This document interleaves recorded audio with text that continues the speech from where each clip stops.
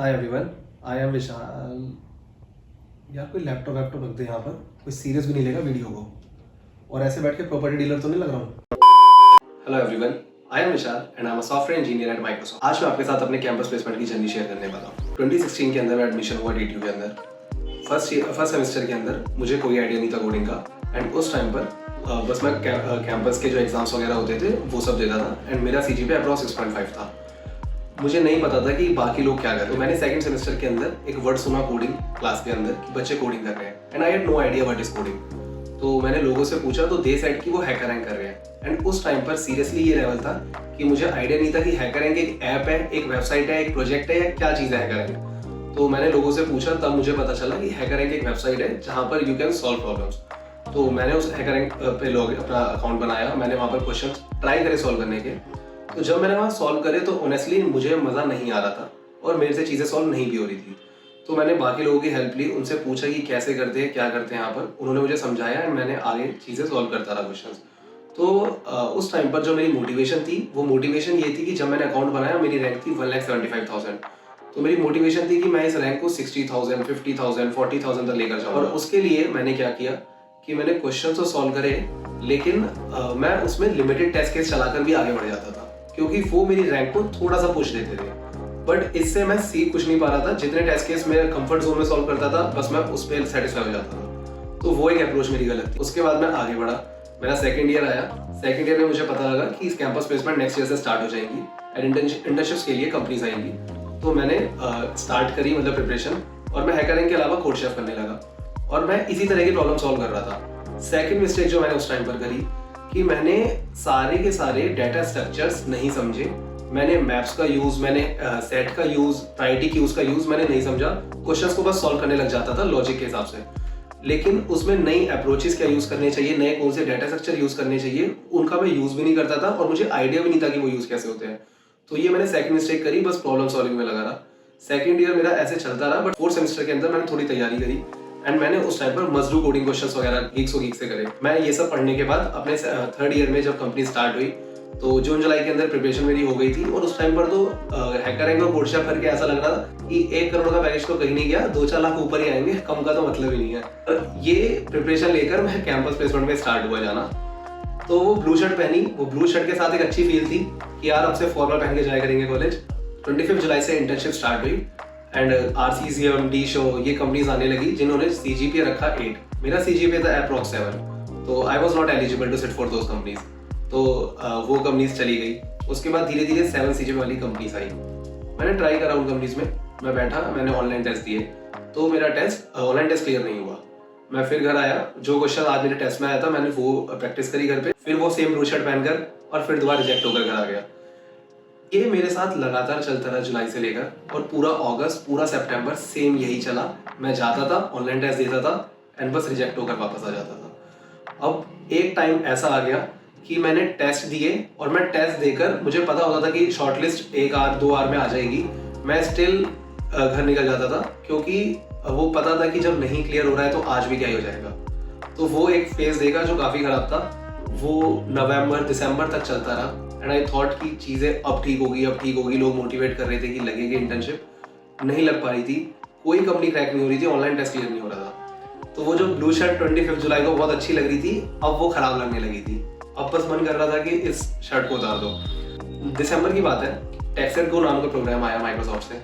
तो उस प्रोग्राम के अंदर इंटर्नशिप के लिए था माइक्रोसॉफ्ट की। मैंने अप्लाई किया, मेरा ऑनलाइन टेस्ट क्लियर हुआ, ऑफ कैंपस था। उसके लिए जब इंटरव्यूज हुए तो मैं इंटरव्यूज देने गया।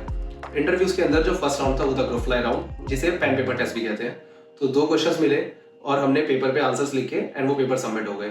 उसके बाद एक शॉर्टलिस्ट आई इंटरव्यूज के लिए। 3 इंटरव्यूज होने वाले थे, 2 टेक्निकल एंड 1 HR। तो मैं शॉर्टलिस्ट हो गया इंटरव्यूज के लिए। माइक्रोसॉफ्ट का इंटरव्यू था, एक पॉजिटिविटी थी कि यार इसलिए ऑनलाइन टेस्ट क्लियर नहीं हो रहे थे क्या कि इतनी बड़ी ब्रांड मिलने वाली है। तो ये सोचकर मैं काफ़ी पॉजिटिव था और मैं टेक्निकल राउंड देने गया। मेरा फर्स्ट राउंड क्लियर हो गया और ज़्यादा मैं खुश हुआ कि माइक्रोसॉफ्ट में सीधा इंटरव्यू दे रहा हूँ और वो भी फर्स्ट राउंड क्लियर हो गया है। सेकेंड राउंड दिया, सेकेंड राउंड भी क्लियर हो गया। तो काफ़ी पॉजिटिव था कि शायद आज मेरी इंटर्नशिप लग जाएगी। फिर मेरा थर्ड राउंड हुआ जो कि हायरिंग मैनेजर राउंड था। मैंने वो राउंड दिया एंड उसके बाद मुझे बताया गया कि आपका रिजल्ट 2 से 3 दिन में आ जाएगा। तो मैंने ट्यूसडे तक वेट किया। ट्यूसडे को मैंने HR को कॉल करी एंड उन्होंने मुझे सीधा वही रिस्पॉन्स दे दिया जिसकी मुझे उम्मीद थी और जो शायद मैं सुनना चाह रहा था। शी सेड, यही वेट था शायद मुझे। तो फिर मैं आगे बढ़ा, मैंने कहा छोड़ते अब कोई बात ही नहीं लग रही है। तो थोड़ा और टाइम लगा, 1 वीक बाद वो रिजल्ट आया और मेल आ गया जिसमें लिखा था कि I was rejected from Microsoft. तो वो एक जो फेज आया जब मैं माइक्रोसॉफ्ट से रिजेक्ट हुआ इतना ज़्यादा HR राउंड तक पहुंचने के बाद, तो तब मैं टूट गया। एंड तब आई थॉट कि अब कुछ अच्छा नहीं हो पाएगा, अब सब खराब हो चुका है। तो पढ़ना मैंने छोड़ दिया था, तब मैं कोई क्वेश्चन प्रैक्टिस नहीं कर रहा था, बस मैं ऑनलाइन टेस्ट देने जाता था, रिजेक्ट होकर डेली आ जाता था। तो तब काफ़ी ख़राब चीज़ चल रही थी और तो तब नहीं अच्छा हो पा रहा था। तो मेरे पापा ने मुझे बुलाया एंड थोड़ा समझाया उन्होंने मुझे देखा उन्होंने, एंड ही सेड तुमसे ना हो पाएगा। ठीक है, मतलब ये चीज़ भी काफ़ी मोटिवेट तो कर ही रही थी इनडायरेक्टली। उसके बाद मैं आगे बढ़ा। अप्रैल चल रहा था तब, तो नहीं थी कोई इंटर्नशिप। मई जून सब चलता रहा एंड टाइम जाता रहा। मैंने इस बीच में कोल्ड ईमेलिंग स्टार्ट करी। मैं डेली के 50 मेल्स रैंडम आईडीज़ पर भेजता था, लिंक्डइन वगैरह जहाँ भी मुझे मिलता था मैं सीधा वहाँ पर फॉरवर्ड करता था अपना रिज्यूमे कि आई वांट एन इंटर्नशिप। मैं वहाँ पर ये भी मेंशन करने लगा था कि मुझे अनपेड इंटर्न भी अगर मिलेगी तो मैं खुश हूँ, बस मुझे एक इंटर्न चाहिए। तो वो मैंने लगातार करा। अप्रॉक्स 500-600 लोगों को मैंने मेल्स भेजे। कुछ के रिवर्ट आए, रिवर्ट के बाद मैंने जब रिप्लाई किया तो उसके बाद कोई रिप्लाई नहीं आया। बट ये टाइम ऐसे ही ख़त्म हो गया। फिर जून जुलाई आया, सब लोगों की इंटर्न लग चुकी थी, सब लोग बैंगलोर, हैदराबाद, पुणे, मुंबई सब जा चुके थे। मैं घर पे बैठ के मैंने प्रिपरेशन दोबारा से स्टार्ट करी कि फिर दोबारा कैसे स्टार्ट करते हैं। इस बार मैंने दोबारा से एरेज उठाया, एरेज के क्वेश्चन सॉल्व करे 50, 60, 70 जो मेन क्वेश्चन होते थे, मस्ट डू कोडिंग क्वेश्चन होते थे। मैंने हर एक डाटा स्ट्रक्चर उठाया और हर एक डाटा स्ट्रक्चर पे, हर एक एल्गोरिथम पे मैंने क्वेश्चन सॉल्व करे और काफ़ी ज़्यादा नंबर ऑफ क्वांटिटी में सॉल्व करे प्लस क्वालिटी के साथ करे। थर्ड मिस्टेक जो मैं पहले कर रहा था वो ये थी कि मैं क्वांटिटी पे फोकस कर रहा था और क्वालिटी ज़रूरी थी। ऐसे क्वेश्चन सॉल्व करना बहुत ज़रूरी था जो इंटरव्यूज में पूछे जाते हैं, तो वो चीज़ मैं मिस कर रहा था तब। इस बार मैंने केवल उन्हीं चीज़ पे फोकस करा और मैंने वही क्वेश्चन सॉल्व करे। फॉर एग्जाम्पल एक क्वेश्चन है सॉर्ट 0, 1, 2, तो ये एरे का क्वेश्चन है। मैं इसको सॉल्व करता था पहले कि जीरोस का काउंट ले लिया, 1 का काउंट ले लिया, 2 का काउंट ले लिया एंड एरे में फिल कर दिया। बट ये अप्रोच बस क्वेश्चन पास करवा सकती है ऑनलाइन टेस्ट में, इंटरव्यू नहीं निकलवा पाएगी, क्योंकि इंटरव्यू निकालने के लिए इसकी जो ऑप्टिमाइज अप्रोच है हमें वही चाहिए। तो वो जो ये चीज़ें मैं पहले मिस करता था, ये चीज़ें मैंने इन पे काम किया और लगातार जून जुलाई मैंने ऐसे ही तैयारी करी। एंड जुलाई के 25-26 जुलाई के अराउंड कंपनीज आनी स्टार्ट हो गई प्लेसमेंट्स के लिए और मैं फिर इस बार थोड़ी ज़्यादा प्रिपरेशन करके वहाँ गया और आई थॉट कि ठीक है अब हो जाएगा। 25 जुलाई के अराउंड मैंने प्लेसमेंट्स के टेस्ट देने स्टार्ट करे एंड मेरा ऑनलाइन टेस्ट नहीं क्लियर हुआ। तो जो इंटर्नशिप पे हो रहा था वो सेम चीज़ें रिपीट होने लगी और ये टाइम चलता रहा। फर्स्ट वीक चला गया, सेकंड वीक चला गया, काफ़ी ज़्यादा कंपनीज चली गई प्लेसमेंट्स के लिए। तो उसके बाद 5 अगस्त के अराउंड एक कंपनी आई बाय हेड के और मेरा उसका पहली बार ऑनलाइन टेस्ट क्लियर हुआ ऑन कैंपस। तो जब उसका ऑनलाइन टेस्ट क्लियर हुआ तो उसके बाद मेरा इंटरव्यू था एंड मैं उसके फर्स्ट राउंड से रिजेक्ट हो गया। फिर एक सेकंड कंपनी आती है, उसका मेरा ऑनलाइन टेस्ट क्लियर हुआ, that was Airtel x labs.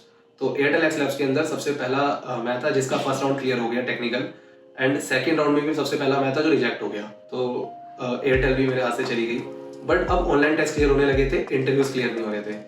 तो यही समझ नहीं आ रहा था कि एक कंपनी चाहिए, वो कब मिलेगी। तो ऐसे चलता रहा, 2-3 कंपनीज के और ऑनलाइन टेस्ट क्लियर हुए। फॉर एग्जांपल गेम्सक्राफ्ट टेक्नोलॉजीज, तो उसका भी ऑनलाइन टेस्ट क्लियर हुआ, मैं इंटरव्यू से रिजेक्ट हो गया। तो अब मैं हर जगह मतलब ढूंढ रहा था अपॉर्चुनिटी कि जैसे भी मिलेगी मैं ले लूंगा। तो TCS के लिए मैंने ऑफ कैंपस अप्लाई करा, तो निंजा प्रोफाइल के लिए चांस मिला। निंजा प्रोफाइल के लिए ओखला में ऑनलाइन टेस्ट था, मैं वो देने गया।